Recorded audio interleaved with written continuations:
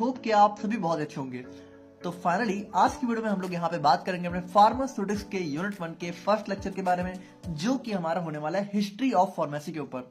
तो history of pharmacy हमारा एक बहुत ही ज्यादा इंपॉर्टेंट टॉपिक हो जाता है, जिसको हम लोग यहाँ पे आज की वीडियो में बहुत अच्छे से देखेंगे। सबसे पहले हम लोग यहाँ पे अपने जनरल फार्मेसी की हिस्ट्री को देखेंगे वर्ल्ड वाइड, और उसके बाद हम लोग यहाँ पे बहुत डीप में बात करेंगे अपने इंडियन फार्मेसी की हिस्ट्री के बारे में। और इसके अलावा हम लोग यहाँ पे जो फार्मेसी में हमारे बहुत सारे कैरियर ऑप्शंस हैं, जो कि आप लोग के लिए बहुत ज्यादा इंपॉर्टेंट भी हो जाते हैं, इस टॉपिक को भी आज की सिंगल वीडियो में हम लोग यहाँ पे कंप्लीट कवर करेंगे। तो वैसे देखा जाए तो जो आप लोग का चैप्टर है, ठीक है, तो इसमें आप लोग का फार्माकोपिया भी दिया हुआ है, लेकिन फार्माकोपिया एक सेपरेट टॉपिक है, तो इसको हम यहाँ पे अपने नेक्स्ट पार्ट में बहुत अच्छे से देखेंगे। बाकी आज की वीडियो में हम लोग यहाँ पे जो हमारा हिस्ट्री वाला पार्ट है, ठीक है, और यहाँ पे जो फार्मेसी एज ए कैरियर है, इन दोनों पार्ट को हम लोग यहाँ पे कंप्लीट कवर करेंगे। बाकी देखिए, इससे पहले हमने यहाँ पे फार्मास्यूटिक्स की इंट्रो क्या है और इसमें हमें क्या क्या चीजें बेसिकली पढ़नी है, तो वो वीडियो आप लोग यहाँ पे जरूर देख लेना। बाकी देखिए, इसकी जो भी नोट्स है वो आपको हमारे ऐप इम्परफेक्ट फार्मेसी पर देखने को मिल जाएगी, तो वहां पे आप जाके विजिट कर लेना। बाकी फार्मास्यूटिक्स की जो भी फर्दर वीडियोज होंगी वो आपको हमारी न्यू प्ले साथ में ही क्रिएट कर दिए, तो उसको भी आप यहाँ पे देख लेना। एंड बाकी देखिए, डिस्क्रिप्शन एंड कमेंट बॉक्स में आप लोग को टेलीग्राम एंड व्हाट्सएप चैनल का लिंक मिल जाएगा, उसको आप जरूर से ज्वाइन कर लेना, क्योंकि फर्स्ट सेमेस्टर से रिलेटेड जितनी भी अपडेट्स हैं हम वहीं पर प्रोवाइड करते रहते हैं। तो इन सारी बातों के साथ मेरा नाम है हर्षित पांडे, आप लोग कॉपी और पेन लेके बैठ जाइए और हम लोग अपना आज का वीडियो स्टार्ट करें। यहाँ पे हिस्ट्री ऑफ फार्मेसी के बारे में बात करने से पहले हम लोग थोड़ा सा समझते हैं कि फार्मेसी वर्ड क्या है, इसका मतलब क्या है। तो देखो, जो हमारा फार्मेसी वर्ड है, सबसे पहली बात, ये हमारा एक ग्रीक वर्ड है फार्माकॉन, उससे हमारा यहाँ पे डिराइव किया गया था। और ये जो हमारा फार्माकॉन ग्रीक वर्ड है, इसका मतलब यहाँ पे होता है ड्रग या फिर मेडिसिन से। अब देखो, ड्रग और मेडिसिन थोड़ी सी डिफरेंट चीजें हैं, बट अभी के लिए आप दोनों को ही दवा समझ लो।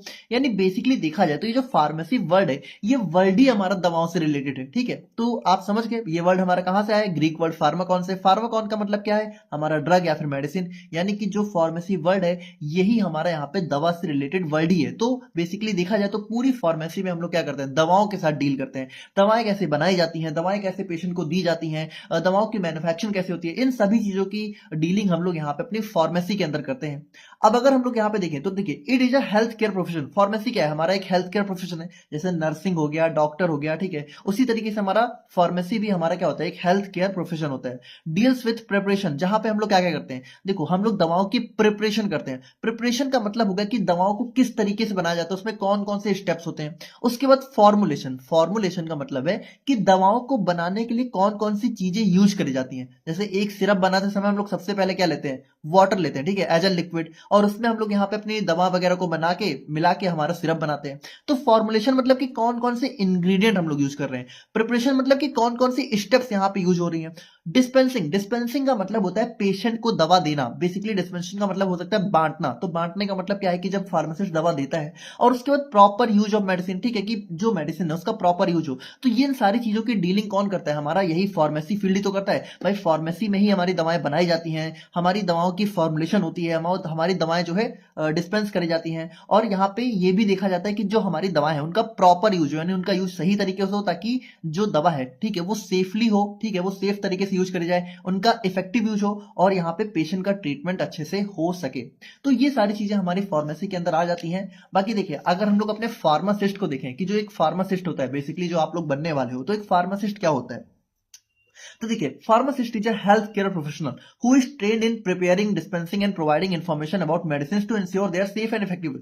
अब देखिए, सिंपल सी बात है, फार्मेसी में हमने जो जो चीजें देखी, ये सारी चीजें करता कौन है भाई, दवाओं की प्रिपरेशन हमारी फार्मेसी में होती है। लेकिन फार्मेसी में दवाओं की प्रिपरेशन करता कौन है, करता हमारा यही फार्मासिस्ट है ना। यानी आप ही लोग दवा को बनाओगे, आप ही लोग दवा की फॉर्मुलेशन देखोगे, दवा को यहाँ पे डिस्पेंस करने का काम भी फार्मासिस्ट का ही होता है। तो अब यही बात है कि हर एक फार्मासिस्ट का सारा काम नहीं होता है। जैसे दवाओं की प्रिपरेशन और फॉर्मुलेशन कहाँ होती है, इंडस्ट्री में होती है, तो वहां पे इंडस्ट्रियल फार्मासिस्ट अपना रोल प्ले करता है। दवाओं को बांटने का काम कहाँ होता है, हमारे जो मेडिकल शॉप होते हैं, कम्युनिटी फार्मासिस्ट होते हैं, हॉस्पिटल फार्मेसी होती है, वहां होता है। तो मतलब अलग अलग जगह पे फार्मासिस्ट के अलग अलग रोल होते हैं। तो इन्हीं रोल्स को हम लोग यहाँ पे अपने फार्मेसी एज अ कैरियर में भी डिस्कस करेंगे। तो आप लोग यहाँ पे बस बने रहना, सारी चीजें हम लोग बहुत अच्छे से देखेंगे।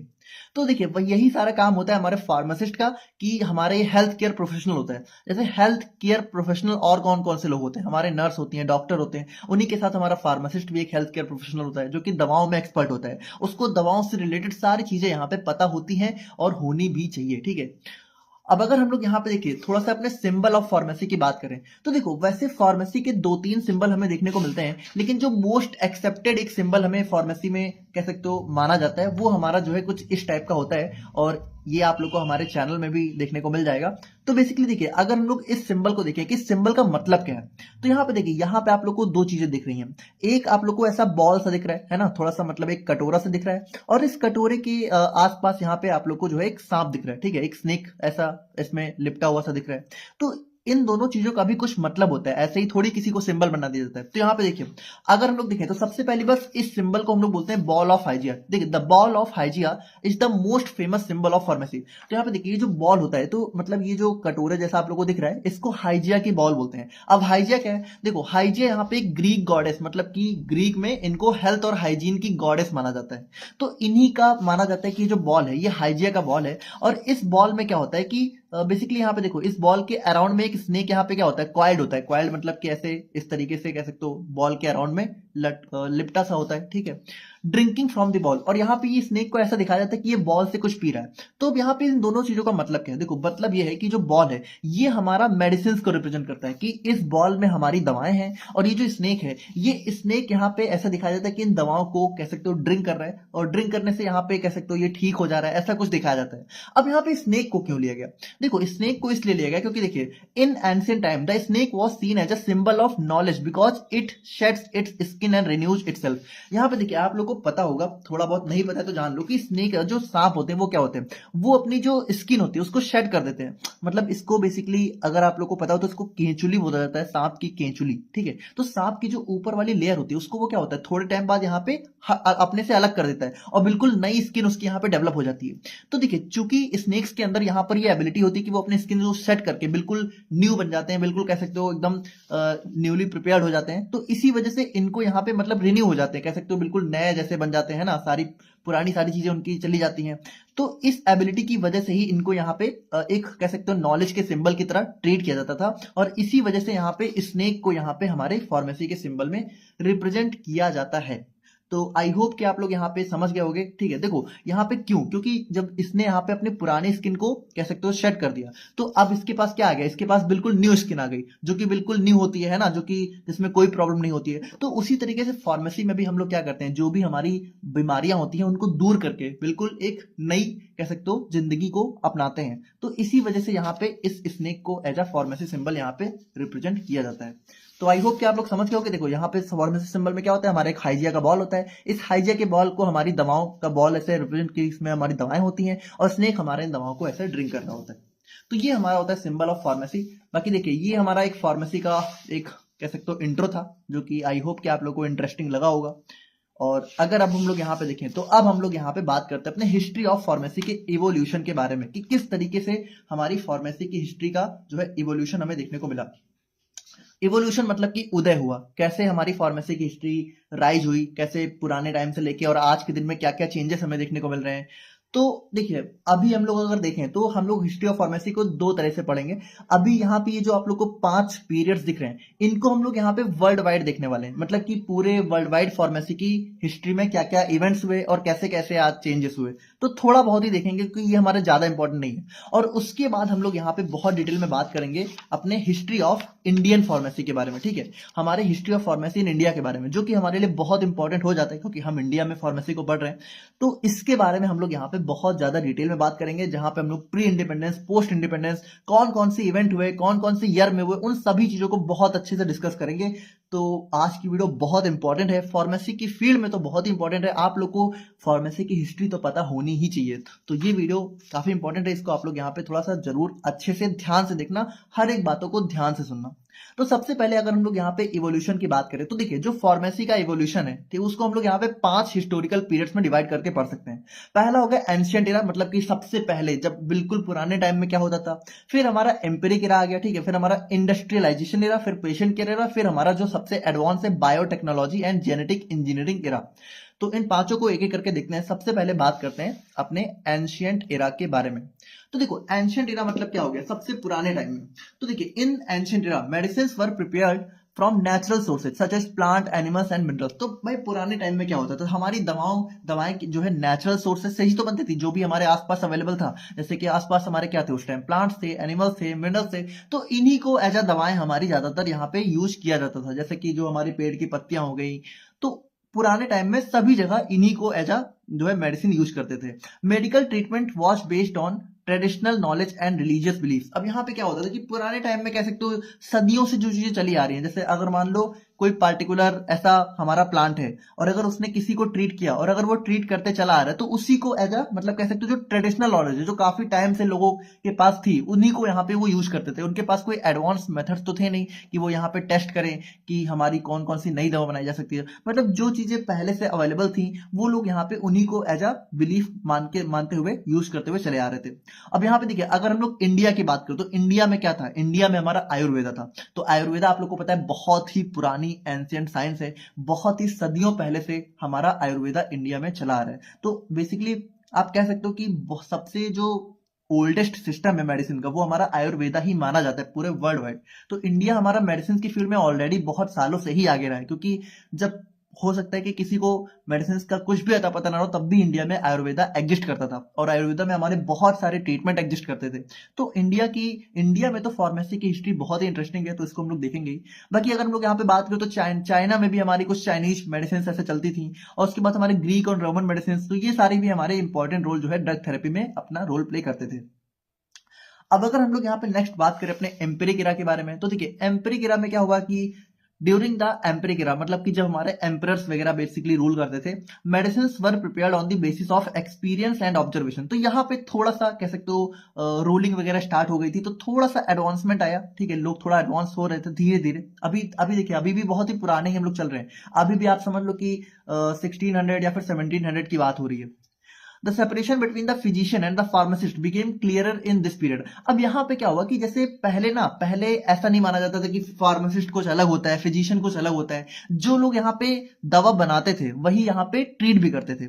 लेकिन धीरे धीरे क्या हुआ, ये पता लगा कि जो ट्रीटमेंट करने वाला है वो अलग है और जो दवा बनाने वाला है उसको यहाँ पे अलग होना चाहिए। जैसे फार्मासिस्ट हमारा क्या है, फार्मासिस्ट हमारे दवाओं से रिलेटेड जो भी चीजें उनके रिलेटेड हमारा फार्मासिस्ट होता है। और फिजिशियन क्या होता है, फिजिशियन हमारे डॉक्टर होते हैं। तो फिजिशियन का काम है ट्रीटमेंट करना और फार्मासिस्ट का काम है दवा को प्रिपेयर करना, दवा के बारे में सारी नॉलेज रखना। तो इन दोनों के बीच में सबसे पहली बात एक रोल क्लियर हुआ। उसके बाद हमारी फार्माकोपियाज भी यहाँ पे डेवलप होना धीरे धीरे स्टार्ट हो रही थी। अब ये फार्माकोपिया क्या है, इसी को हम यहाँ पे अपनी नेक्स्ट वीडियो में देखिए, इसी को हम अपने नेक्स्ट वीडियो में बहुत डिटेल में देखेंगे। बट अभी के लिए आप लोग सिंपली समझो, फार्माकोपिया हमारी एक ऐसी बुक होती है जिसमें सारी दवाओं के नाम मेंशन होते हैं, उनकी फॉर्मुलेशन मेंशन होती है, उन दवाओं को कैसे बनाया जाता है, उनके कौन कौन से इफेक्ट है, कहाँ उनको यूज करना चाहिए, कौन कौन से उसके साइड इफेक्ट है, ये सारी चीजें हमारी फार्माकोपिया में मेंशन रहती हैं। तो मतलब फार्माकोपिया यानी कि कह सकते हो दवाओं की जो सबसे एडवांस बुक होती है, जहां पे सारी दवाएं मेंशन होती है, वो यहाँ पे डेवलप होना स्टार्ट हो गई थी। और यहाँ पे जो हमारा कंपाउंडिंग है, ठीक है, तो फार्मेसी की फील्ड में कंपाउंडिंग एक बहुत ही इंपॉर्टेंट पार्ट हमारा जो है बन गया था। अब देखो कंपाउंडिंग का मतलब यहाँ पे क्या होता है कि जैसे पहले के टाइम में क्या था, जैसे आज के दिन में आप लोग क्या होता है कि टैबलेट्स लेते हो, तो एक टैबलेट आप लोग ले लेते हो, उसी में आप लोग का काम यहाँ पे बन जाता है कि एक ही टैबलेट लेनी है। ऐसा थोड़ी होता है कि एक टैबलेट को तो मतलब या तो एक टैबलेट या तो आधी टैबलेट। अब ऐसा थोड़ी कहते हैं कि डॉक्टर एक टैबलेट का आप लोग को एक छोटा सा पोर्शन लेना है, ऐसा नहीं होता है ना। एक टैबलेट हमारी एक यूनिफॉर्म डोजेज फॉर्म आज के दिन में अवेलेबल है। उसी तरीके से सिरप वगैरह होता है, तो क्या डॉक्टर बोलता है कि एक ढक्कन ले लो, 2 ढक्कन ले लो। लेकिन पहले के टाइम में क्या होता था, पहले के टाइम में ऐसे टैबलेट्स वगैरह तो थी नहीं। पहले के टाइम में जैसे दवाएं हमारी ज्यादातर यहाँ पे कह सकते हो पाउडर्स के फॉर्म में होती थी, या फिर जैसे औषधियां हो गई तो उनको पीस के ऐसे बना दिया गया दवा।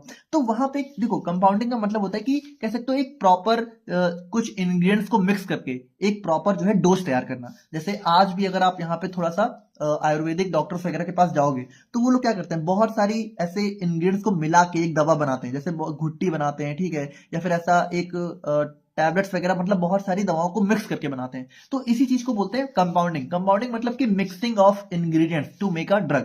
तो ये हमारा कंपाउंडिंग हो जाता है, जो कि आज के दिन में कम होता है, क्योंकि आज के दिन में तो हमारी प्रॉपर यूनिफॉर्म डोजेज फॉर्म ही हमें देखने को मिलती है। बट पहले के टाइम में कंपाउंडिंग यहाँ पे बहुत इंपॉर्टेंट हो गया था कि हमारी बहुत सारी इंग्रेडिएंट्स को मिक्स करके एक दवा बनाना। तो ये हमारा एम्पिरिक एरा में देखने को मिला। अब उसके बाद हमारा अगर हम लोग बात करें इंडस्ट्रियलाइजेशन एरा के बारे में, तो देखो यहाँ पे नाम ही क्या इंडिकेट कर रहा है कि यहाँ पे हमारी दवाएं जो है इंडस्ट्रियल लेवल पे चली गई थी, यानी दवाएं हमारी इंडस्ट्रियल लेवल पे मैन्युफैक्चर होना स्टार्ट हो गई थी। Industrialisation era mark the beginning of large scale manufacture of medicine, यानी यहाँ पे हमारी दवाएं इंडस्ट्री में लार्ज स्केल, जैसे पहले क्या हो रहा था, पहले यहाँ पे दवाओं की कोई इंडस्ट्री वगैरह नहीं थी, पहले बस जो लोग थे, ठीक है, मतलब कुछ स्पेसिफिक लोग होते थे जिनको दवाओं के बारे में थोड़ी बहुत नॉलेज होती थी, तो वही हमारे पेड़ पौधों पत्तियों से मिनरल से दवाओं को कलेक्ट करके दवा बेचते थे। लेकिन धीरे धीरे क्या हुआ, हमारी दवाएं हमारा एडवांस होता चला गया सिस्टम, ठीक है, और यहाँ पे इंडस्ट्री डेवलप होना स्टार्ट हो गई, जहाँ पे लार्ज स्केल मैन्युफैक्चरिंग यहाँ पे शुरू हो गई। Many important drugs such as antibiotics were discovered during this period, ठीक है, तो यहाँ पे जैसे हमारा एंटीबायोटिक्स वगैरह हो गई, तो वो भी हमारे इसी एरा में डिस्कवर हुई।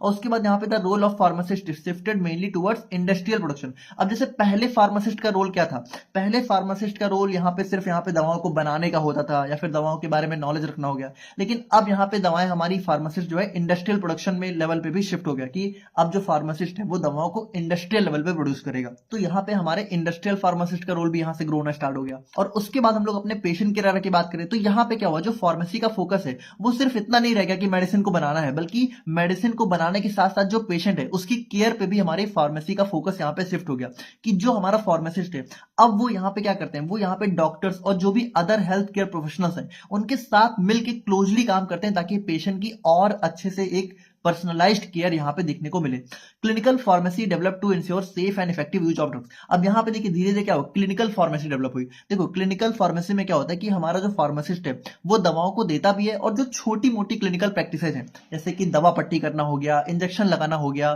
ठीक है, तो ये सारी प्रैक्टिस भी हमारी फार्मेसी के अंदर होना स्टार्ट हो गई। जैसे पहले ये सारी चीजें फार्मासिस्ट को अलाउड नहीं थी, लेकिन धीरे धीरे फार्मासिस्ट को छोटी मोटी क्लिनिकल सर्विसेज देना भी अलाउड हो गया।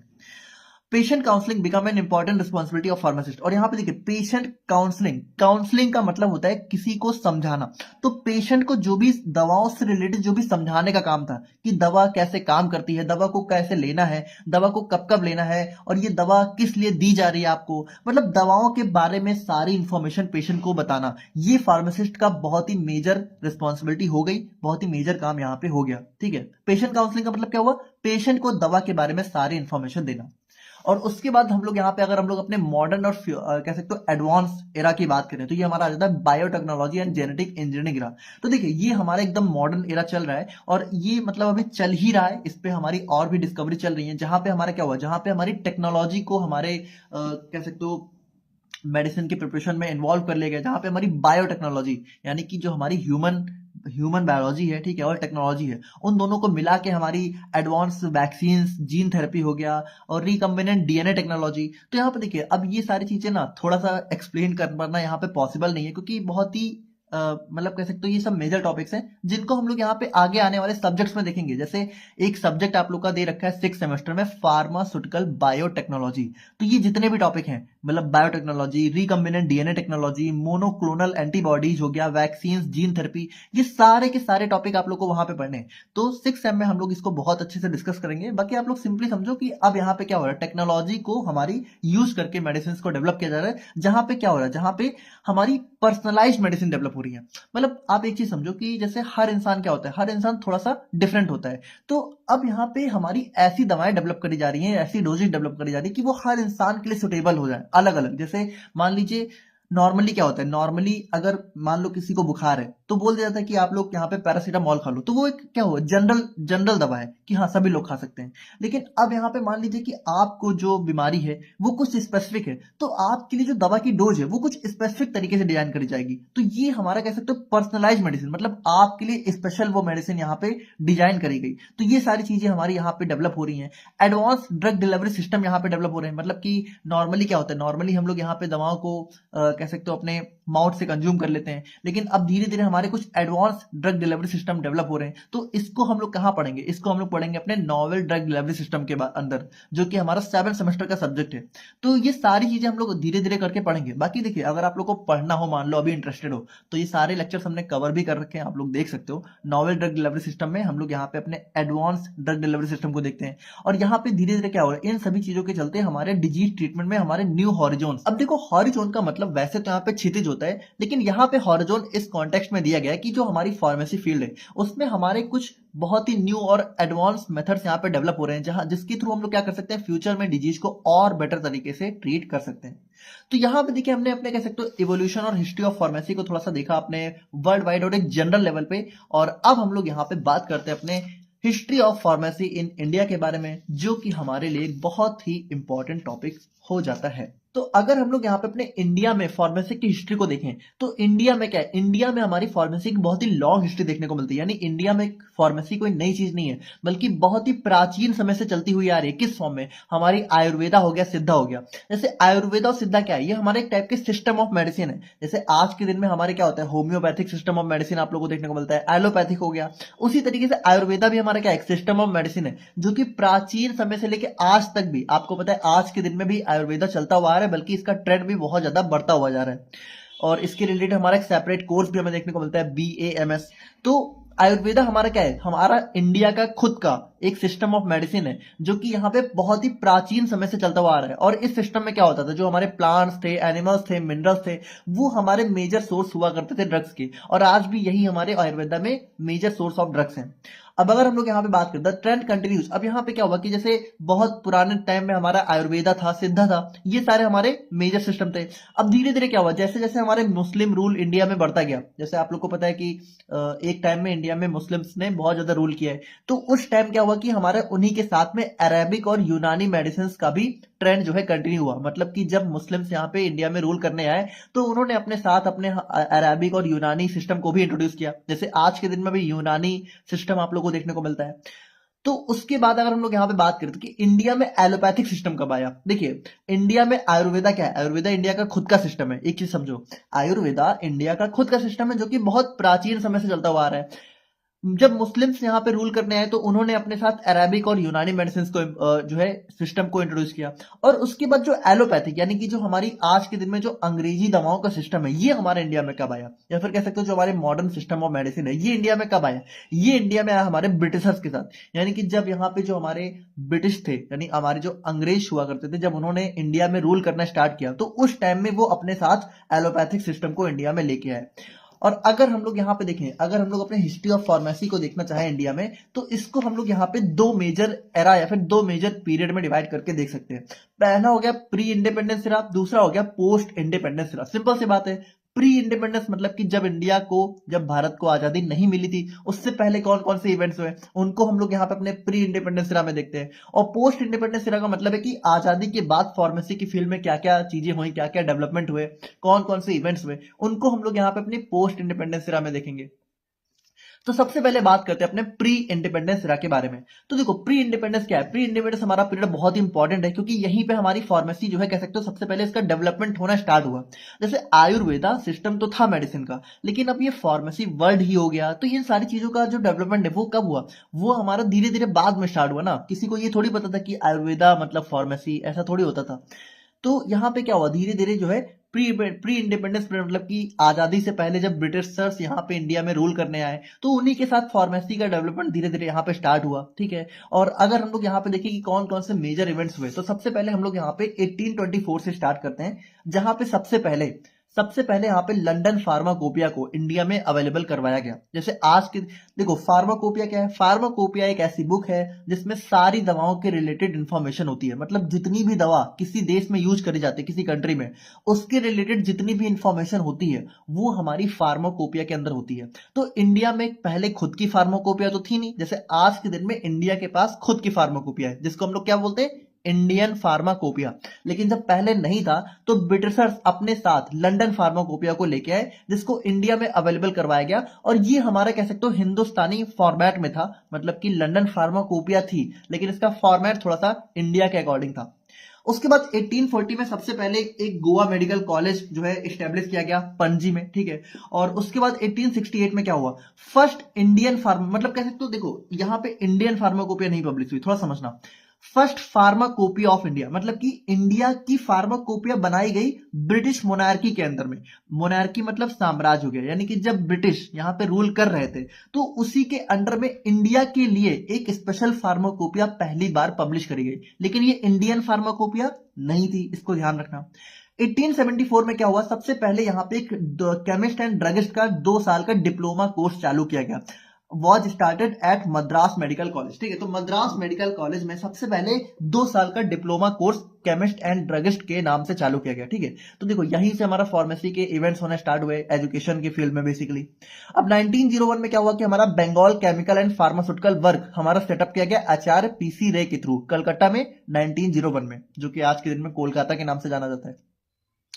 1903 में क्या हुआ, 1903 में हमारे जो प्रोफेसर टीके गुज्जर थे, तो 1903 में इन्होंने बॉम्बे में एक स्मॉल फैक्ट्री को स्टैब्लिश किया, और 1907 में इन्होंने ही देखिए इन्होंने ही यहाँ पे क्या हुआ, एलेम्बिक केमिकल वर्क को बड़ौदा में यहाँ पे स्टैब्लिश किया। यानी इनके थ्रू यहाँ पे 2 मेजर यहाँ पे इवेंट हुए। पहला यहाँ पे इन्होंने बॉम्बे में एक स्मॉल फैक्ट्री यहाँ पे सेटअप करी जो कि फार्मास्यूटिकल फैक्ट्री थी बेसिकली, और दूसरा यहाँ पे एलेम्बिक केमिकल वर्क इन्होंने यहाँ पे जो है स्टैब्लिश किया। तो ये हमारे जो है कह सकते हो प्रोफेसर टीके गुज्जर ने जो है इन सारे इवेंट्स को परफॉर्म किया। और उसके बाद अगर हम लोग देखें तो यहाँ पे देखिए इसी प्री इंडिपेंडेंस पीरियड के टाइम में, जैसे आपको पता है कि वर्ल्ड वॉर हमारी हुई है, तो जो फर्स्ट वर्ल्ड वॉर थी वो हमारी इंडिया की इंडिपेंडेंस से पहले ही हुई थी। तो फर्स्ट वर्ल्ड वॉर में क्या हुआ, first world war had a major impact in growth of pharmacy in India. The import of drugs stop during first world war and resumed after the war. देखो अभी हम लोग यहाँ पे प्री इंडिपेंडेंस पीरियड को ही डिस्कस कर रहे हैं। अब इसी प्री इंडिपेंडेंस में जो फर्स्ट वर्ल्ड वॉर थी ये अपना बहुत ही मेजर रोल प्ले करती है, क्योंकि इस फर्स्ट वर्ल्ड वॉर के टाइम में क्या हुआ था, जो फार्मेसी की ड्रग्स का इंपोर्ट था। इंपोर्ट का मतलब क्या होता है, देखो 2 वर्ड होते हैं, एक होता है इंपोर्ट।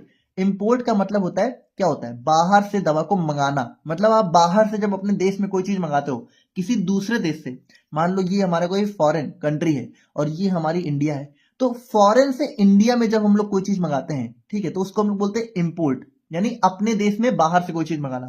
और एक वर्ड होता है एक्सपोर्ट, यानी इंडिया से अगर हम लोग बाहर के देश में कोई चीज बोलते हैं तो वो होता है हमारा एक्सपोर्ट।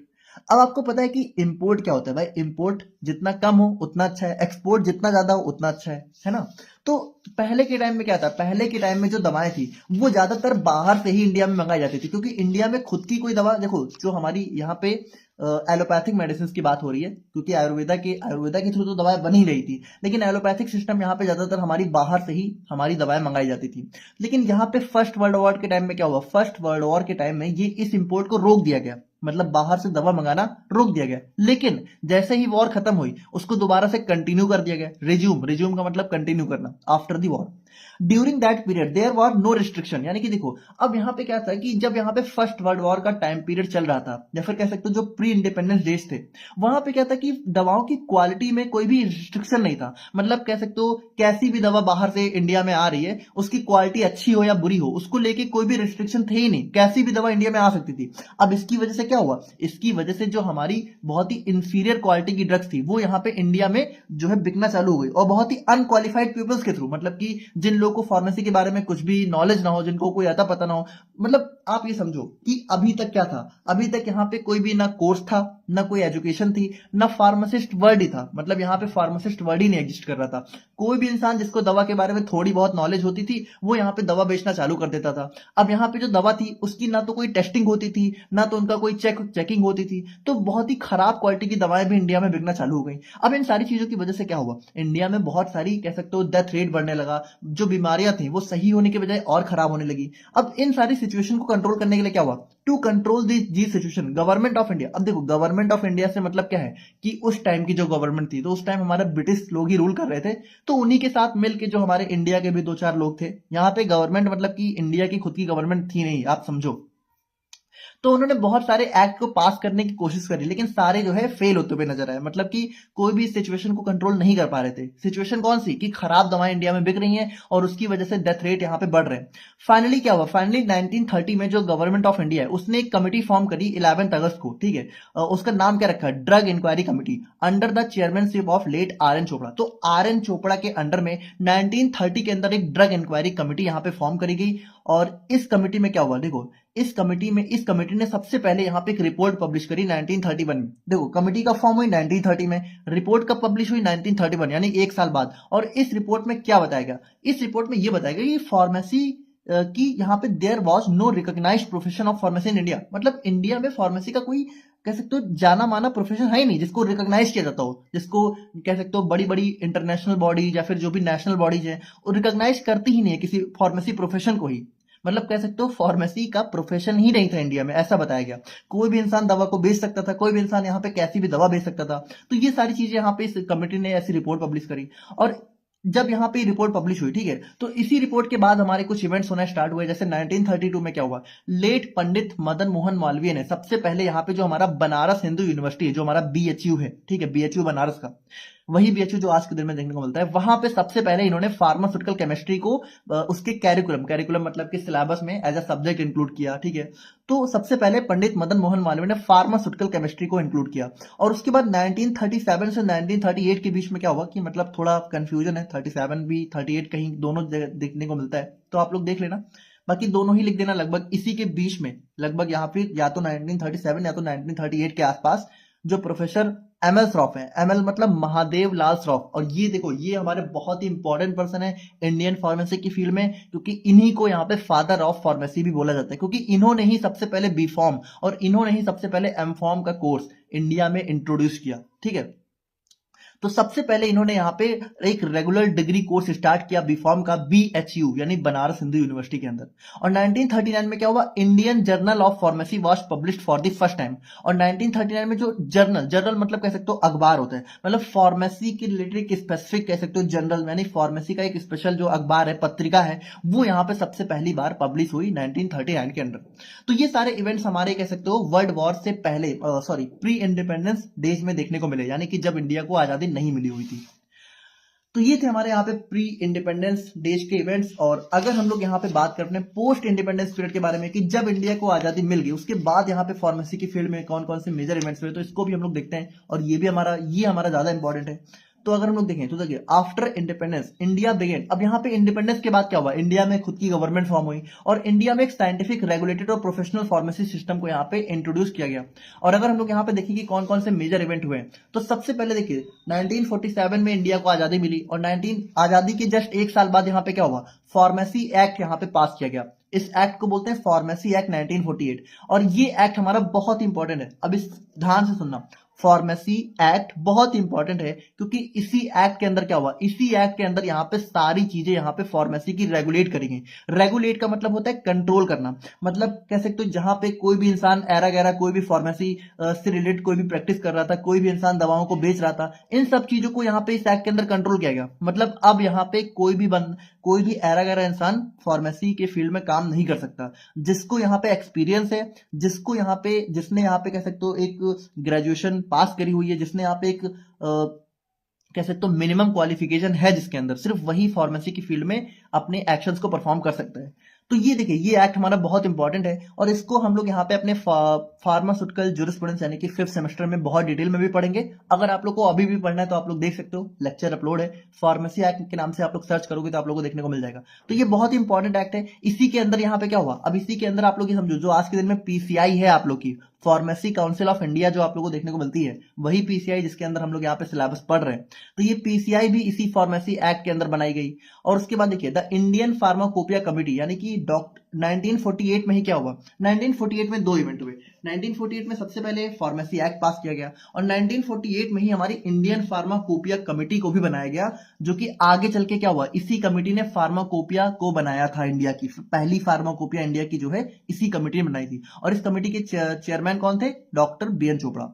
1949 में क्या हुआ, सबसे पहली बार यहाँ पे डिप्लोमा इन फार्मेसी का कोर्स स्टार्ट किया गया जलपाईगुड़ी वेस्ट बंगाल में। तो यहाँ पे डी फार्मा कोर्स हमारा सबसे पहली बार यहाँ पे स्टार्ट किया। और उसके बाद 1953 में जो हमारा पीसीआई है, उसने यहाँ पे इंट्रोड्यूस किया एजुकेशन रेगुलेशन को। अब देखो, एजुकेशन रेगुलेशन आप ऐसे समझ सकते हो कि एक सेट ऑफ गाइडलाइंस है जो कि बताती है minimum standard of pharmacy education को, कि एक पर्सन के अंदर कितनी मिनिमम एजुकेशन होनी चाहिए तब जाके वो फार्मासिस्ट बनने लायक है। जैसे कि आज के दिन में एजुकेशन रेगुलेशन ने क्या हुआ है, डी फार्म को एक मिनिमम क्वालिफिकेशन बताया हुआ है to enter the pharmacy profession. यानी अगर किसी पर्सन को फार्मासिस्ट बनना है, ठीक है, या फिर अपने आप को एज अ फार्मासिस्ट रजिस्टर कराना है, तो उसको कम से कम डी फॉर्म तो करना ही होगा। तो इसको यहाँ पे किसने डिसाइड किया, इसी एजुकेशन रेगुलेशन ने। और देखिए, यही पीसीआई, इसी एजुकेशन रेगुलेशन के अंदर हमारी बहुत सारी चीजें और भी मेंशन होती हैं कि मान लीजिए किसी कॉलेज में अगर फार्मेसी का कोर्स स्टार्ट करना है, बी फॉर्म डी फॉर्म कुछ भी, तो उस कॉलेज के अंदर कितनी मिनिमम फैसिलिटीज होनी चाहिए, इन सबको भी हमारा कौन डिसाइड करता है, हमारा पीसीआई इसी एजुकेशन रेगुलेशन के बेसिस पर डिसाइड करता है। जैसे आज के दिन में आपको पता है कि कोई भी कॉलेज है तो वहां पे आप आप लोग की डिग्री तभी मानी जाएगी जब उसको पीसीआई का अप्रूवल मिला हो। जैसे आप भी अगर फार्मेसी कर रहे हो किसी भी कॉलेज से, तो उसको पीसीआई का अप्रूवल मिला होता है, तभी आप फार्मेसी कर पा रहे हो। अब अगर कभी कभी क्या होता है, कभी कभी पीसीआई बीच में अप्रूवल को कैंसिल भी कर सकती है। तो देखिए, इसमें आपको टेंशन लेने की बात नहीं है। अगर आपने किसी कॉलेज में एडमिशन ले लिया है और अगर जब आपने एडमिशन लिया वो पीसीआई अप्रूव्ड है, तो बाद में अगर अप्रूवल कैंसिल भी होता है तो पीसीआई आपकी जिम्मेदारी लेती है, ठीक है। आपको जो डिग्री मिलेगी वो अप्रूव्ड ही होगी। लेकिन ये आपको स्टार्टिंग में ध्यान रखना है कि जब आप ले रहे हो तब वो पीसीआई अप्रूव्ड होना चाहिए। और उसके बाद अगर हम लोग बात करें तो देखिए 1953 से 54 के बीच में क्या हुआ, एजुकेशन रेगुलेशन, तो वहां यहाँ पे हम लोगों ने इसको देखा है कि डिफॉर्म को एज अ मिनिमम क्वालिफिकेशन बनाया, ठीक है। 1954 में हमारा drugs and magic remedies act pass किया गया टू स्टॉप मिसलीडिंग एडवर्टाइजमेंट। देखो यहाँ पे इस एक्ट की अगर हम लोग थोड़ा सा बात करें तो इस एक्ट के अंदर क्या हुआ था कि पहले के टाइम में क्या था, पहले के टाइम में जो जादू टोना वाले ऐड होते थे वो बहुत ज्यादा देखने को मिलते थे। कि मतलब लोग कहते थे कि यहाँ पे ऐसे जो हमारे कह सकते हो टोना तंत्र तंत्र विद्या हो गई है ना, तो इन सब के रिलेटेड जो भी एडवर्टाइजमेंट थे उनको बंद करने के लिए हमारा ये एक्ट पास किया गया। मतलब इस एक्ट के थ्रू क्या बताया गया कि अगर यहाँ पे कोई भी ऐसा एडवर्टाइजमेंट नहीं हो सकता जहां पे बताया जाए कि इस मंत्र के थ्रू या फिर इस जादू के थ्रू यहाँ पे आपकी बीमारी ठीक हो सकती है। और उसके बाद 1955 में क्या हुआ, 1955 में फाइनली हमारी इंडियन फार्माकोपिया सबसे पहली बार यहाँ पे पब्लिश हुई। तो इंडियन फार्माकोपिया यानी हमारी इंडिया की ऐसी बुक जिसके अंदर इंडिया में यूज होने वाली सारी दवाएं यहाँ पे लिस्टेड होती थी, उसका जो फर्स्ट एडिशन था। देखिए इंडियन फार्माकोपिया हमेशा यहाँ पे इसके एडिशन आते रहते टाइम टू टाइम। जैसे आज के दिन में इंडियन फार्माकोपिया का 9th एडिशन चल रहा है, तो इसका जो फर्स्ट एडिशन था वो सबसे पहली बार 1955 में पब्लिश किया गया। और इसको पब्लिश किसने किया, हमारी इंडियन फार्माकोपिया कमेटी ने। 1960 में जो हमारी एआईसीटीई है, ठीक है, उसने यहाँ पे मास्टर ऑफ फार्मेसी यानी एमफॉर्म का सिलेबस भी यहाँ पे दिया।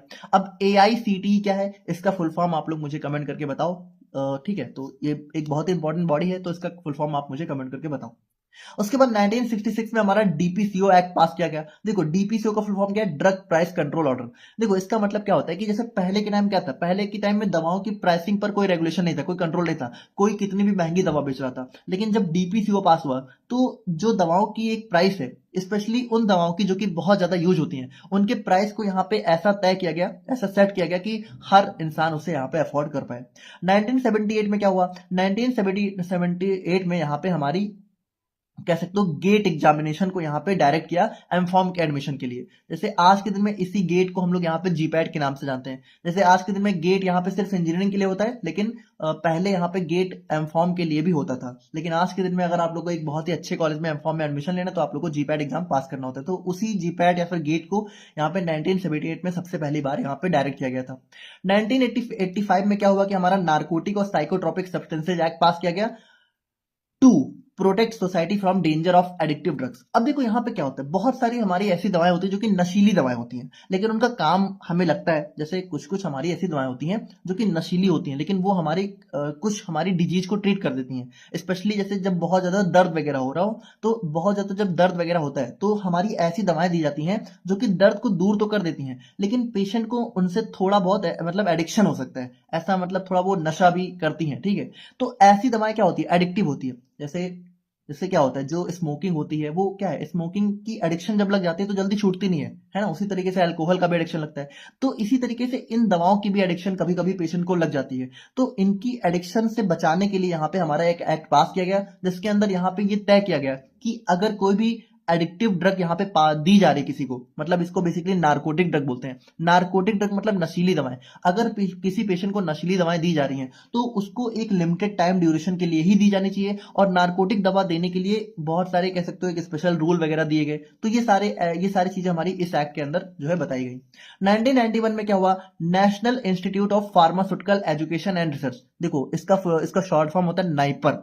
नाइपर हमारा फार्मेसी में आज के दिन में इंडिया में 7 नाइपर कॉलेजेस देखने को मिलते हैं, और नाइपर हमारे फार्मेसी के फील्ड में सबसे टॉप मोस्ट कॉलेज है। और नाइपर का फुल फॉर्म क्या होता है, national institute of pharmaceutical education and research. यानी देखो इस नाइपर में क्या होता है, नाइपर में एजुकेशन भी होती है। एजुकेशन बेसिकली एमफॉर्म होता है, एमफॉर्म होता है, पीएचडी होता है, और रिसर्च भी होती है। मतलब कि जो एडवांस रिसर्च आज के दिन में इंडिया में चल रही है वो भी हमारा इसी नाइपर के अंदर होती है। तो सबसे पहला नाइपर यहाँ पे मोहाली में यहाँ पे बनाया गया, जो कि आज के दिन में भी सबसे फेमस नाइपर है, ठीक है, मोहाली नाइपर। मोहाली नाइपर क्या है, नाइपर हमारा कह सकते हो सबसे एडवांस कॉलेज है और यहाँ पे जाने के लिए आप लोग को सबसे पहले जीपैट का एग्जाम पास करना होता है, उसके बाद आप लोग को नाइपर का खुद का एग्जाम होता है, वो भी पास करना होता है।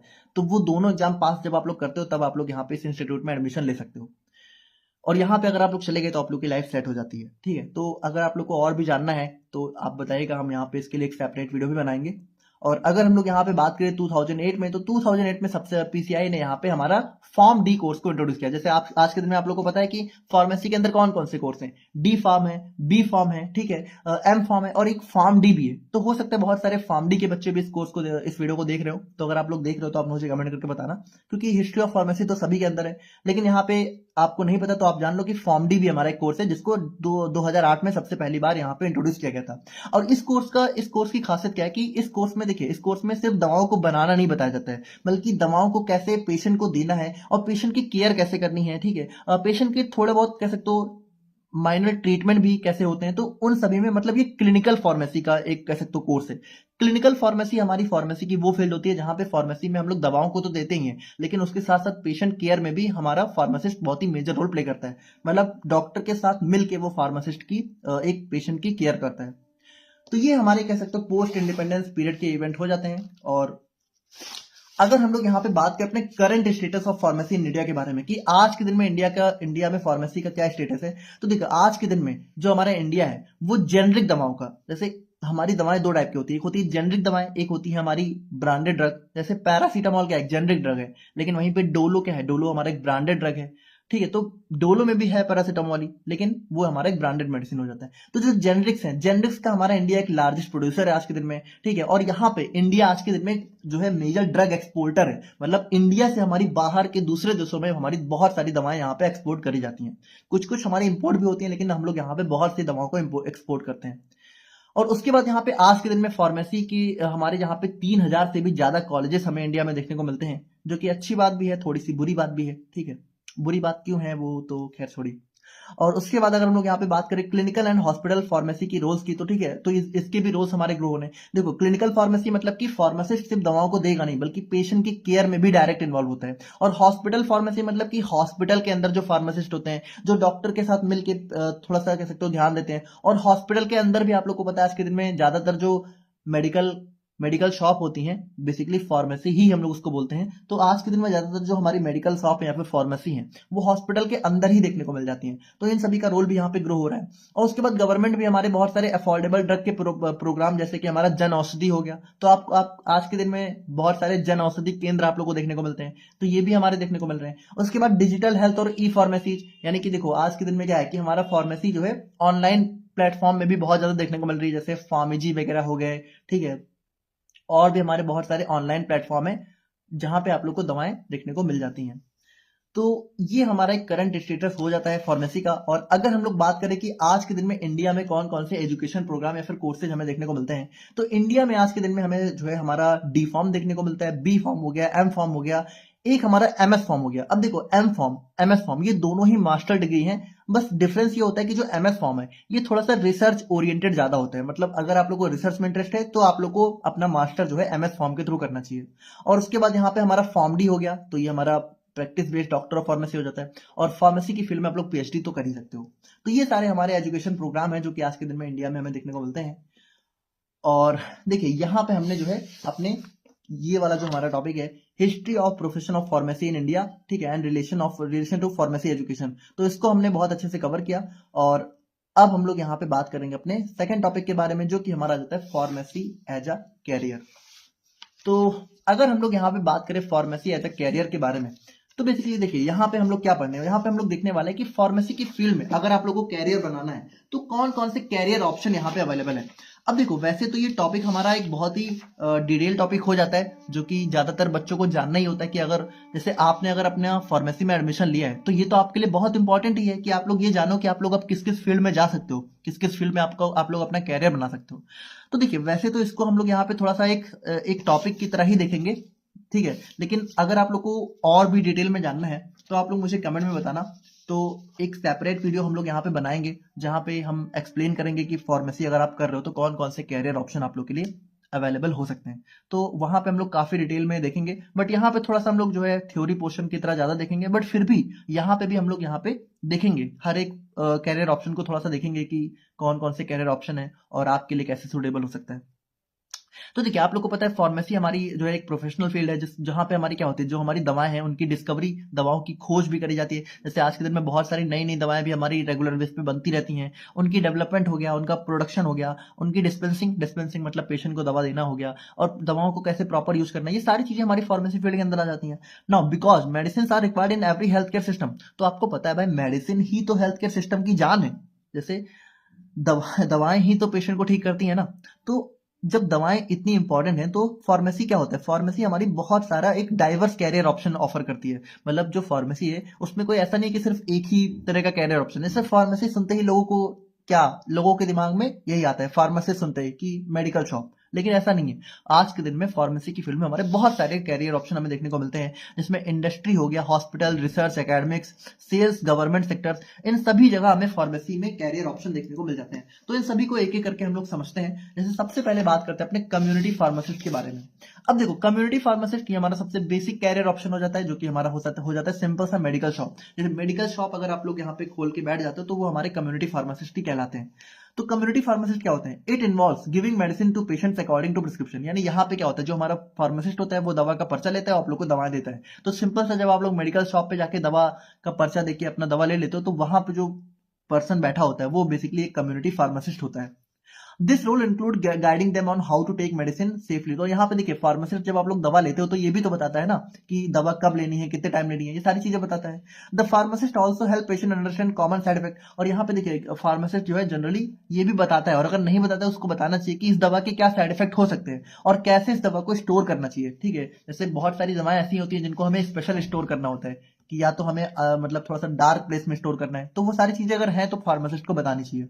नाउ नेक्स्ट हम लोग यहाँ पे हॉस्पिटल फार्मासिस्ट की बात करें तो देखिए, हॉस्पिटल के अंदर जो फार्मासिस्ट है वो दो तीन तरीके से काम कर सकता है। जैसे अगर मान लीजिए हॉस्पिटल के अंदर हॉस्पिटल फार्मेसी है, जैसे मेडिकल शॉप है, तो वहां पे फार्मासिस्ट यहाँ पे क्या करता है, दवाओं को डिस्पेंस करता है, यानी दवाओं को पेशेंट को देता है।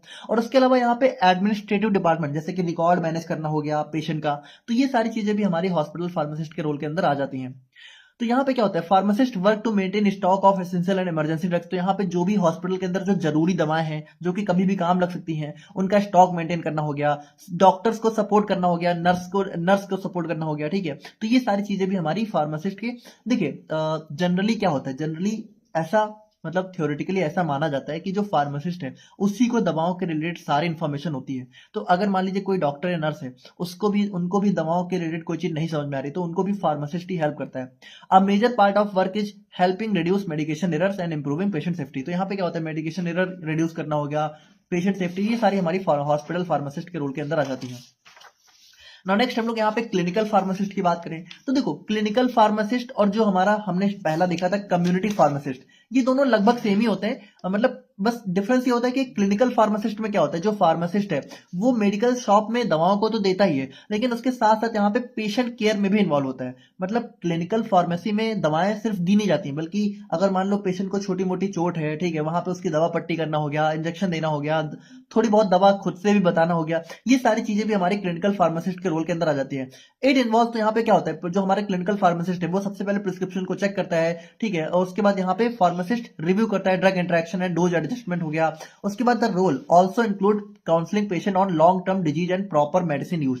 तो यहाँ पे क्या हो गया, यहाँ पे वही चीज हो गई कि मतलब जो हमारा रोल है, ठीक है, तो पेशेंट को काउंसलिंग करना, काउंसलिंग का मतलब वही हो गया कि पेशेंट को दवाओं के बारे में सारे इंफॉर्मेशन देना, उनको लॉन्ग टर्म यानी उनको बताना कि कैसे अगर कोई डिजीज है उसको लॉन्ग टर्म तक मैनेज करना है, प्रॉपर मेडिसिन का यूज कैसे करना है, और उसके बाद डॉक्टर्स को सपोर्ट करने का काम भी हमारे क्लिनिकल फार्मासिस्ट का हो जाता है। मतलब कि क्लिनिकल फार्मासिस्ट हमारे डॉक्टर्स वगैरह को भी सपोर्ट कर सकते हैं। नाउ नेक्स्ट हम लोग यहाँ पे फार्मास्यूटिकल इंडस्ट्री की बात करें तो इंडस्ट्री आप लोग को पता है एक मेजर सेक्टर हो जाता है। ज्यादातर लोग जो बीफॉर्म कर रहे होते हैं वो इंडस्ट्री को ही टारगेट कर रहे होते हैं। तो इंडस्ट्री में आप देखिए आप लोग कहाँ कहाँ काम कर सकते हो। इंडस्ट्री में आप लोग प्रोडक्शन डिपार्टमेंट में काम कर सकते हो, क्वालिटी कंट्रोल डिपार्टमेंट में काम कर सकते हो, quality assurance, research and development, regulatory affairs, medical writing, pharmacovigilance, इन सभी डिपार्टमेंट में आप लोग काम कर सकते हो। जैसे देखिए, प्रोडक्शन मतलब दवाओं की प्रोडक्शन हो गया, क्वालिटी कंट्रोल, क्वालिटी एश्योरेंस, इसके अंदर क्या होता है कि दवाओं की क्वालिटी को चेक किया जाता है कि दवाएं जो हमारी बन रही है उनकी क्वालिटी बिल्कुल अश्योर है कि नहीं है, वो बिल्कुल सही होनी चाहिए। रिसर्च एंड डेवलपमेंट, यहाँ पे हमारी नई दवाओं की रिसर्च और डेवलपमेंट चलती है, ठीक है, या फिर एग्जिस्टिंग दवाओं को भी और अच्छे तरीके से मॉडिफाई करना हो गया। रेगुलेटरी अफेयर्स, देखो ये हमारा वो डिपार्टमेंट होता है जो कि कह सकते हो इंडिया के जो रूल्स एंड रेगुलेशंस हैं, जैसे अगर कोई दवा मैन्युफैक्चर हो रही है तो उसके लिए भी कुछ रूल्स एंड रेगुलेशंस होती हैं, उनके अंडर में ही वो मैन्युफैक्चरिंग होनी चाहिए, है ना, तो उनको ध्यान रखना, तो वो सारा डिपार्टमेंट हमारा रेगुलेटरी अफेयर डिपार्टमेंट हो जाता है। उसके बाद मेडिकल राइटिंग, जैसे दवाओं के बारे में जो भी हमारे कह सकते हो जनरल्स होते हैं या फिर दवाओं के रिलेटेड जो भी इंफॉर्मेशन यहाँ पे पब्लिश होती रहती हैं, तो इसको भी हमारे इंडस्ट्रियल फार्मासिस्ट कर सकते हैं। और फार्माको विजिलेंस, देखो फार्माको विजिलेंस का मतलब होता है कि जब दवा मार्केट में एक बार चली गई तो मार्केट में जाने के बाद भी अगर दवा से कोई प्रॉब्लम हो रही है तो उसको भी ध्यान रखने का काम, मतलब वहां पे भी उस पर नजर रखने का काम भी हमारे इंडस्ट्रियल फार्मासिस्ट का होता है। उसके बाद देखिए in these roles the pharmacist help in making medicine, तो यहाँ पे देखिए इंडस्ट्रियल फार्मासिस्ट क्या करते हैं, दवाओं को बनाते हैं, उनकी टेस्टिंग करते हैं, उनकी क्वालिटी प्रॉपर डॉक्यूमेंट हो गया। The work also include improving, अब यहाँ पे क्या होता है कि जो एग्जिस्टिंग प्रोडक्ट है, यानी कोई दवा अगर पहले से अवेलेबल है उसको भी अगर इम्प्रूव किया जा सकता है तो उसको इम्प्रूव करना, न्यू दवाओं को डेवलप करना, नेशनल और ग्लोबल रूल्स को फॉलो करते हुए चलना, ये सारी चीजें हमारी इंडस्ट्रियल फार्मासिस्ट के रोल के अंदर आ जाती हैं। इंडस्ट्री प्रोफेशनल्स ऑफन वर्क, और यहाँ पे देखिए इंडस्ट्रियल फार्मासिस्ट क्या होते हैं, जैसे जैसे ये सारे जो डिपार्टमेंट है, जैसे प्रोडक्शन हो गया, क्वालिटी कंट्रोल हो गया, रेगुलेटरी अफेयर हो गया, ये सभी डिपार्टमेंट कोई अलग अलग थोड़ी हैं, ये सारे हमारे एक पार्ट होते हैं ना इंडस्ट्री का, ये सभी मिल के काम करते हैं। जैसे आप ये समझो कोई दवा अगर प्रोडक्शन वाला बना रहा है तो बनाने के बाद उसकी क्वालिटी कंट्रोल का डिपार्टमेंट कौन देखेगा, यही तो देखेंगे। तो अगर उसकी क्वालिटी नहीं अच्छी होगी, ठीक है, तो हमारा प्रोडक्शन किस काम का, और अगर प्रोडक्शन ही नहीं होगा तो क्वालिटी कंट्रोल चेक किसका करेंगे। यानी ये सब आपस में क्या होते हैं, इंटरकनेक्टेड होते हैं, ये सभी टीम्स में मिलकर काम करते हैं ताकि जो मेडिसिन है वो सेफ, इफेक्टिव और स्टैंडर्ड को मीट करे। उसके बाद अगर हम लोग यहाँ पे गवर्नमेंट सेक्टर की बात करें तो ये हमारा ज्यादातर लोग का पसंदीदा सेक्टर हो जाता है कि ज्यादातर लोग यहाँ पे गवर्नमेंट जॉब्स में जाना चाहते हैं। तो देखिए गवर्नमेंट में आप लोग यहाँ पे क्या क्या, सबसे पहला तो हमारा ड्रग इंस्पेक्टर आ जाता है, जो कि काफी टफ हो जाता है। टफ इसलिए हो जाता है क्योंकि इसकी वैकेंसी ही बहुत कम आती है, लेकिन फिलहाल के लिए ड्रग इंस्पेक्टर की वैकेंसी आई हुई है। बट आप लोग के किस काम की है, आप लोग तो 4 साल बाद ग्रेजुएट हो गए। तो जैसे drug inspector as a drug inspector join करना हो गया। उसके अलावा आप लोग यहाँ पे गवर्नमेंट हॉस्पिटल्स में भी as a government pharmacist, railway pharmacist हो गया, डिफेंस फार्मासिस्ट, और भी हमारे अदर पब्लिक सर्विसेज होते हैं, तो वहां पे आप लोग एज अ गवर्नमेंट प्रोफेशनल भी काम कर सकते हो। इसके अलावा अगर हम लोग यहाँ पे बात करें तो बहुत सारे हमारे रिसर्च सेंटर होते हैं, जैसे CSIR यानी कि council for scientific and industrial research हो गया, ICMR यानी कि Indian council of medical research, DRDO यानी कि defence research and development organisation, और जो हमारा नाइपर होता है यानी कि national institute for pharmaceutical education and research. तो यहाँ पे भी आप लोग एज अ एनालिस्ट काम कर सकते हो। एंड नेक्स्ट हम लोग यहाँ पे बात करें अगर अपने एंटरप्रेन्योरशिप के बारे में, तो एंटरप्रेन्योरशिप मतलब कि अपना खुद का कुछ बिजनेस बनाना हो गया। तो यहाँ पे जैसे आप लोग यहाँ पे खुद की अपनी जो है, सिंपल सी बात है कि खुद की जो रिटेल या होलसेल फार्मेसी बिजनेस है, जैसे कि अपना देखो अगर कोई खुद का मेडिकल शॉप भी खोल रहा है तो वो भी एक टाइप का मतलब खुद का बिजनेस ही हो गया, तो वो भी एक एंटरप्रेन्योर ही है छोटा मोटा। और यहाँ पे आप लोग बड़ा भी बना सकते हो, जैसे अगर आप लोग के पास पैसा है बहुत ज्यादा तो आप लोग एक स्मॉल या फिर लार्ज स्केल मैन्युफैक्चरिंग यूनिट बना सकते हो, ठीक है। उसके अलावा the work also include creating nutraceuticals और हर्बल प्रोडक्ट, तो यहाँ पे आप लोग जो है अपने हर्बल प्रोडक्ट बना सकते हो, न्यूट्रास्यूटिकल्स बना सकते हो। और मैंने इंटरप्रेन्योर, और यहाँ पे जैसे बहुत सारे जो इंटरप्रेन्योर होते हैं वो क्या होते हैं, ऑनलाइन फार्मेसी सर्विसेज यहाँ पे बना देते हैं, ठीक है। जैसे कि आज के दिन में हमारा बहुत सारे, जैसे फार्मेजी एक बहुत ही फेमस है, और भी है कुछ मुझे नाम नहीं याद आ रहा, पर आपको पता है आज के दिन में क्या होता है, आज के दिन में बहुत सारी दवाएं ऑनलाइन भी देखने को मिल जाती हैं, ऑनलाइन फार्मेसी प्लेटफॉर्म भी हमें देखने को मिलते हैं, तो वो भी हमारा इसी के अंदर आ जाता है। एकेडमिक्स एंड टीचिंग्स की बात करें तो देखिए इसके अंदर हम काम कर रहे हैं, ठीक है, इसके अंदर मैं काम कर रहा हूँ मान लीजिए, क्योंकि इसके अंदर क्या होता है, इसके अंदर आ जाता है टीचिंग। तो यहाँ पे it involves teaching B pharm और M pharm students after completing higher studies. तो यहाँ पे क्या होता है कि आप लोग अपनी हायर स्टडीज को कंप्लीट करके एक टीचर एज अ टीचर भी ज्वाइन कर सकते हो। इन दिस रोल यहाँ पे क्या होता है कि टीचर्स यहाँ पे लेक्चर को प्रिपेयर करते हैं, प्रैक्टिकल्स देखते हैं, एग्जाम रिलेटेड टास्क को देखते हैं। The work also cover guiding student project and participating in research, ठीक है। तो ये सारी चीजें हमारी इसके अंदर आ जाती हैं।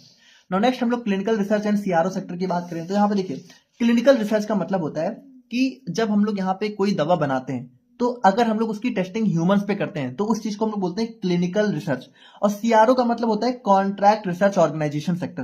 तो यहाँ पे देखिए आप ये समझिए कि ये भी बेसिकली एक रिसर्च का काम है। तो यहाँ पे क्या होता है, it involves working in clinical trials as a CRA। देखो CRA का मतलब होता है क्लिनिकल रिसर्च एसोसिएट, और क्लिनिकल ट्रायल का मतलब होता है कि देखो सिंपली समझो, अभी इसको बहुत डिटेल में आने वाले सेमेस्टर में देखेंगे, बट आप लोग सिंपली समझो क्लिनिकल ट्रायल का मतलब होता है जब भी हम लोग दवाओं को अपने ह्यूमंस के ऊपर टेस्ट करते हैं तो इसको हम लोग बोलते हैं क्लिनिकल ट्रायल।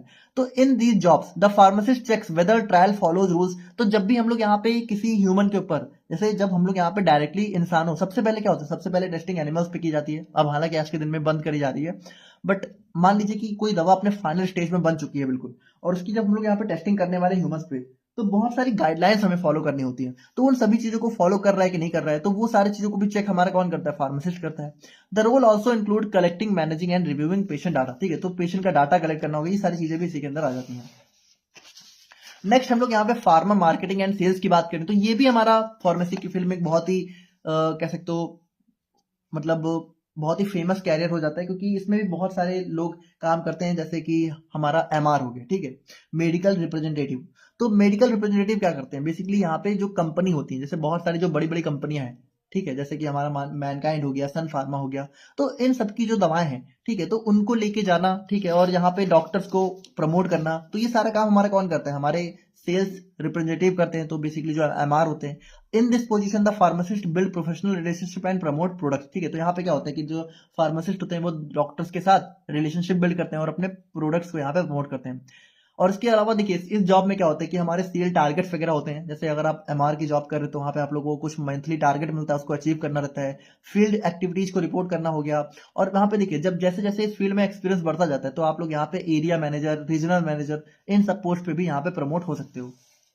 एंड फाइनली अगर हम लोग यहाँ पे अपने कुछ new and growing pharmacy field की बात करें तो यहाँ पे आपको पता है आज के दिन में एआई का ट्रेंड बहुत ज्यादा बढ़ता जा रहा है, तो यहाँ पे हम लोग एआई, कंप्यूटर्स और मॉडलिंग टूल्स का यूज कर सकते हैं अपने ड्रग डिस्कवरी में। ठीक है, मतलब जैसे ड्रग डिस्कवरी में क्या होता है, जैसे देखो कोई भी नई दवा जब डिस्कवर करी जाती है, ठीक है, तो उस नई दवा को स्टार्टिंग में जो टेस्टिंग होती है तो उसके लिए हम लोग यहाँ पे आज के दिन में एआई, कंप्यूटर्स और मॉडलिंग टूल्स का भी यूज कर सकते हैं। अब ये सारी चीजें भी हम लोग यहाँ पे आने वाले टाइम में बहुत डिटेल में देखेंगे, ठीक है, कि ड्रग डिस्कवरी कैसे होती है, तो वहां पे ज्यादा अच्छे से समझ पाएंगे। बट आप लोग सिंपली समझो कि आज के दिन में एआई, कंप्यूटर्स और इन सब का यूज करके हम लोग ड्रग डिस्कवरी में कह सकते हो बहुत ही तेजी से ड्रग डिस्कवरी की प्रोसेस को कर सकते हैं। बाकी in this field pharmacist analyse health data, और हेल्थ डाटा को एनालाइज करना हो गया हमारे सॉफ्टवेयर वगैरह के थ्रू। और उसके बाद यहाँ पे working in professional personalise medicine based on genetics, ठीक है, तो जेनेटिक के बेस में यहाँ पे पर्सनलाइज मेडिसिन को तैयार करना। तो वहां पे हम लोगों ने स्टार्टिंग में लिखा था कि जैसे किसी पर्सन के किसी पार्टिकुलर पर्सन के लिए अगर हम लोग यहाँ पे कोई दवा तैयार करते हैं, ठीक है, तो वो हमारा पर्सनलाइज मेडिसिन हो गया, पर्सनलाइज ट्रीटमेंट हो गया। तो ये सारी चीजें हमारी new and growing pharmacy field के अंदर आ जाती हैं। तो देखिए यहाँ पे हमने देखा अपने complete history of pharmacy and pharmacy as a career को। आई होप कि आप लोग को चीजें समझ में आई होंगी। एंड देखिए अगर आप लोग को चीजें समझ में आई हैं तो अब आप लोग को स्क्रीन पे 4 एमसीक्यूज दिख रहे होंगे, इन चारों का आंसर आप लोग को कमेंट करके जरूर बताना है। तो सबसे पहला एमसीक्यू आ जाता है हमारा, Bengal chemical and pharmaceutical work was established by. तो किसने यहाँ पे बंगाल एंड फार्मास्यूटिकल वर्क को एस्टेब्लिश किया था, इसका आंसर आप लोग को बताना है। उसके बाद सेकंड एमसीक्यू हमारा आ जाता है the pharmacy council of India was constituted under. तो जो पीसीआई है वो किस एक्ट के अंदर बनाई गई थी, तो इसको आप लोग को बताना है। उसके बाद अब फार्मासिस्ट, अगर कोई फार्मासिस्ट यहाँ पे हॉस्पिटल में वर्क कर रहा है तो वो किस काम के साथ मेनली डील करता है, इसको भी आप लोग को कमेंट में बताना है। और उसके बाद आफ्टर बी फॉर्म, अगर मान लीजिए बी फॉर्म के बाद आप लोग को रिसर्च में जाना है तो आप लोगों को किस कोर्स को जो है ऑप्ट करना चाहिए, फिर कौन सा कोर्स आप लोगों के लिए बेस्ट हो सकता है, तो ये भी आप लोग को कमेंट करके बताना है। ठीक है, 4 ऑप्शन है, चारों में से कौन सा सही है आप कमेंट करके बताइए। तो देखिए यहाँ पे कमेंट करके जरूर बताया करिए, ठीक है, इससे आप लोग का भी बहुत फायदा होगा। और बाकी देखिए अगर आप लोग को वीडियो अच्छी लगी तो वीडियो को लाइक कर दीजिएगा और अपने दोस्तों के साथ शेयर भी कर देना। बाकी चैनल को भी सब्सक्राइब कर लेना ताकि आप लोग को नोटिफिकेशन मिलता रहे। एंड हाँ, टेलीग्राम एंड व्हाट्सएप ग्रुप को जरूर से ज्वाइन कर लीजिएगा ताकि आप लोग को फर्दर अपडेट्स मिलती रहे। बाकी मिलते हैं हम लोग यहाँ पे नेक्स्ट वीडियो में, तब तक के लिए थैंक यू सो मच।